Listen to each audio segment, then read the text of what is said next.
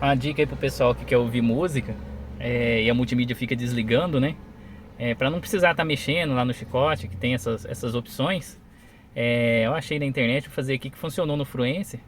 É aí pra galera que quer, às vezes, lavar o carro, ficar curtindo um sonzinho, sem ela ficar desligando.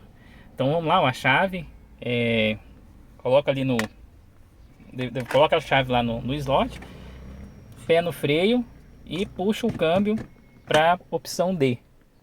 Após isso, tira o pé do freio lá, né? Vai no start e segura até aparecer lá no painel retirar o cartão. A partir desse momento, você não vai retirar o cartão, né? Vai deixar ele lá na opção e pode deixar a multimídia, aí ela vai ficar rodando eternamente aí.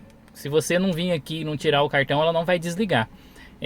Aí uma coisa aí que é bom falar para a pessoa, que caso tiver aqui no automático a função, desliga, porque daí vai desligar a luz lá na frente, não vai ficar meia luz ligada, não vai descarregar a bateria tão rápido. E só cuidar aí com a bateria para não ir embora.